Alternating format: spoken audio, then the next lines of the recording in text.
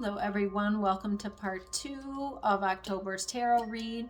So for part 2, I wanted to dive a little bit into jobs. We see now that a lot of people are having issues and being threatened with their jobs if they don't do the thing.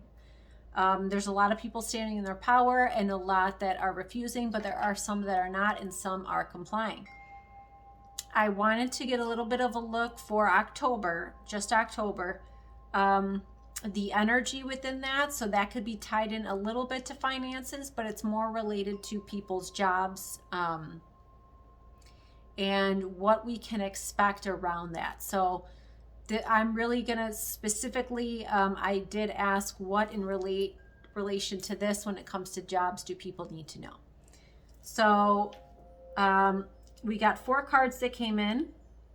We started off with the couple swords again, so some intense warlike energy about it. So they're going to make you feel like, you know, if you don't, it's the end of the world if you don't comply, which we all know is not true. So the first one that came in was the 5 of Swords. So the 5 of Swords is, it's asking you if something's really worth it. It's asking you, the energy I'm getting from this card around this question is complying and not standing your ground. Do you really think it's going to be worth it in the end? This also kind of doubles as it appears very aggressive. So it appears like, you know, it'll be the end of the world if you don't. But I don't see that as being the case. I just don't. So I think it's a lot of bark from a lot of these companies, but I don't feel like a lot are actually going to end up complying themselves. I don't think they're going to end up following through all the way. They're going to really make it feel like it, but there's something at the last minute that pulls them back.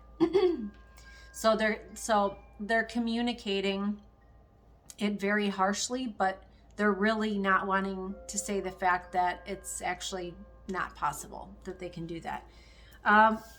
So that card was followed by the 6 of Swords. So the 6 of Swords is, so it's quick to move past it. It's quickly moving. You're into calmer, out of troubled waters and into calmer waters now. Jeez. So it's the energy of it feels very aggressive at first, very, you know, I mean, if you don't do this right now, you know, that kind of a thing. But then something shifts it, and this is throughout October, that puts people at ease.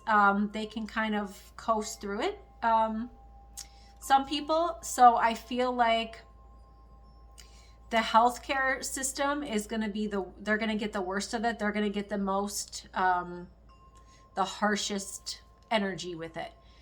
But I think outside of that, it's going to be a little, some of these companies are going to start pulling back once they realize the legal issues that are coming after that. So that's kind of the energy I got around that. So it was followed by the Moon card. The Moon card is very difficult. The Moon card amps up all the irritation, all the aggression. It multiplies it by 1,000.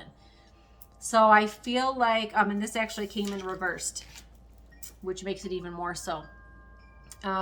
So the illusions just around everything are going to be at an all-time high everywhere.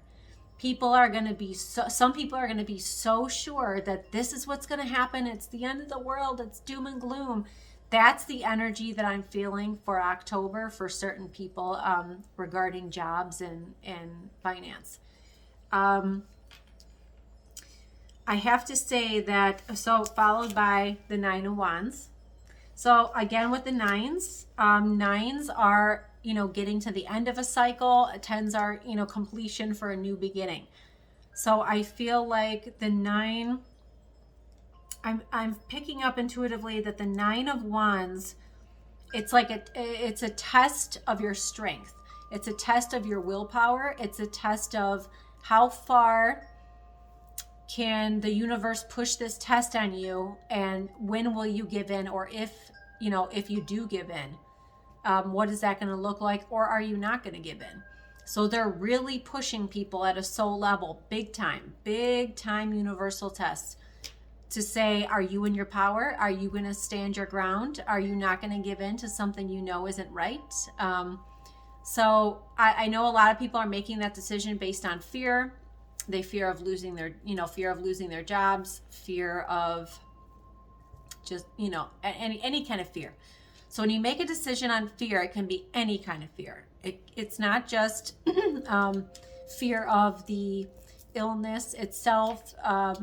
It's also fear of the opposite. So maybe you don't, that that's probably not as deadly as they want it to be. But you're just more fearful of how will I get money? Well, there's all kinds of other ways to make money. And if your job is requiring it, then the field that you're in is of a lower, darker vibration. And then it's probably time that you're picked up and moved elsewhere by the universe. So that's what it's doing. It's forcing people to shift their jobs. It's forcing people to go within to say, what am I aligned with? What's my passion? What do I really want to be doing? And starting to make a leap. So whether that means you have to do something for monetary gain in the meantime, that's fine. But I do see a big financial shift all around. So we will go into that next. So stay tuned for part 3.